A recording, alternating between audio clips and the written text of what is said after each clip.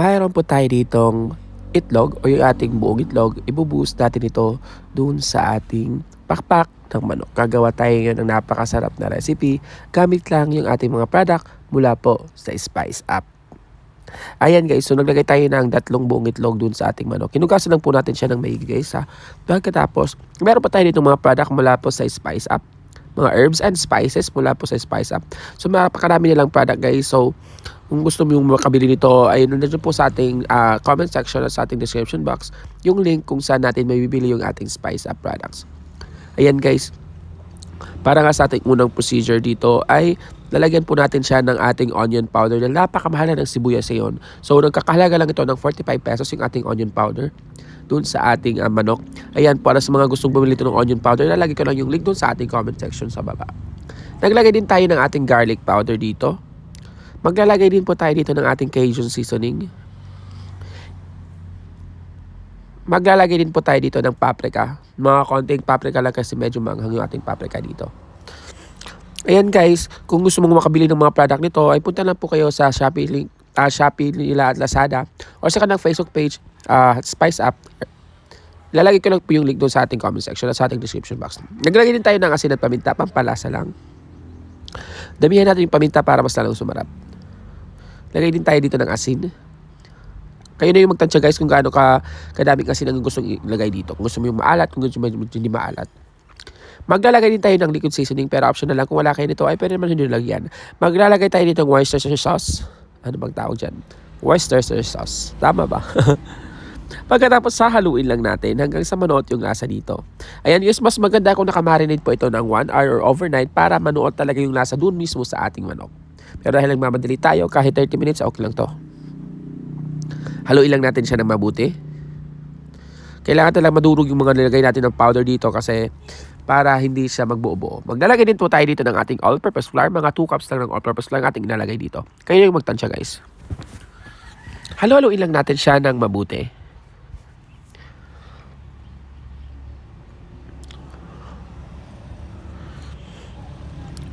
Ayan, pagkatapos set aside lang natin. Kunin na natin yung ating induction cooker. Para sa mga nagtatanong yung ating induction cooker, lalagay ko lang yung link doon sa ating description box kung saan natin ito nabili. Meron po tayo ditong saucepan. Saucepan yung ating gagamitin dito guys para naka-deep fry talaga yung ating manok dito. Mas maganda kasi guys kung naka-deep fry yung ating manok para pantay-pantay yung kanyang pagluluto. Hindi yung other side lang, hindi yung kabilang side. Para pati sa gitna ay lutong-luto talaga yung ating manok dito. Antay lang natin uminit yung ating manok.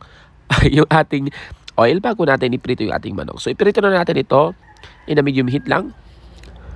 Prituhin lang natin siya ng 3 to 5 minutes. Hanggang makita lang natin na golden brown na siya.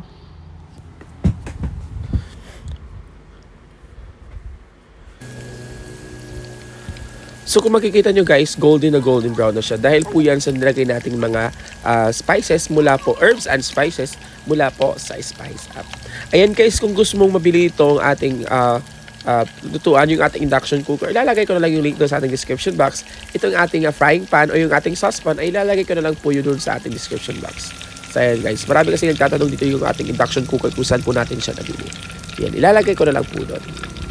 Same din po sa ating saucepan, ilalagay ko na lang po doon sa ating description box.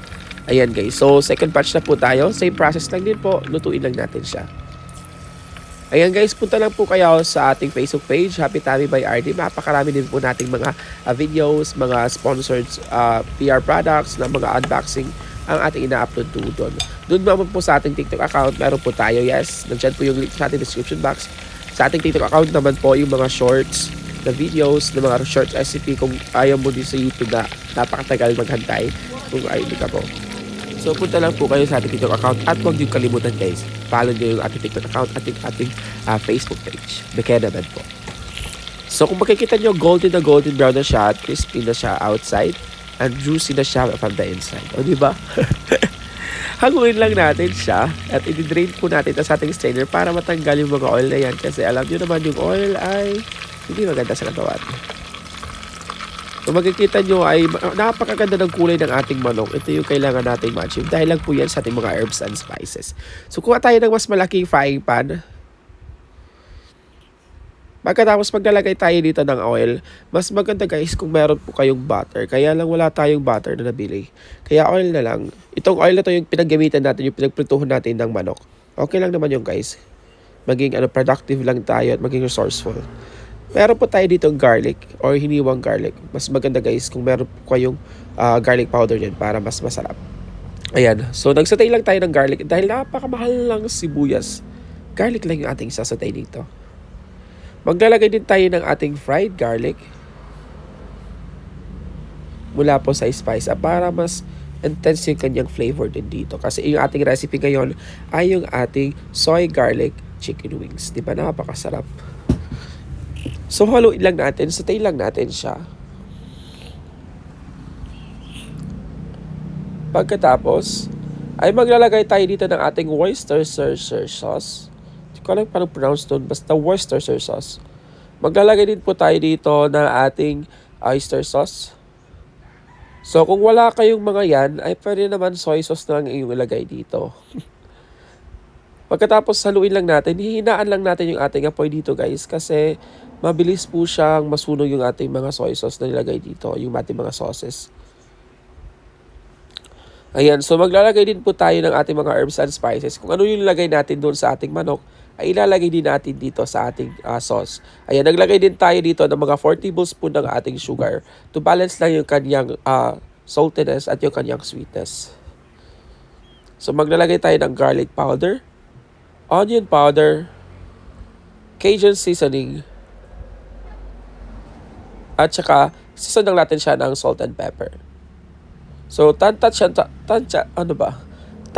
lang guys kung nakadepende po yan sa inyo, depende sa panlasa nyo guys. So wala po tayong measurement sa mga spices natin, sa mga herbs na nilalagay dito. Kayo na yung magtansya guys. Halo-haloin lang natin siya ng mabuti.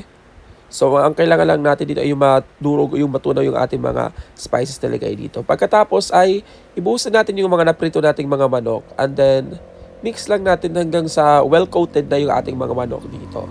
O di ba, napakabilis lang ng ating recipe ngayon at napakasarap. Kung sa restaurant ka rito, bibili, napakamahal ito guys, promise. So, ang ating manok ay nagkakahalaga lang ng 100 pesos guys. Alam nyo guys, napakamura ng mga chicken wings, itong mga wings na ginagamit sa mga buffalo chicken, sa mga restaurant na mga only wings.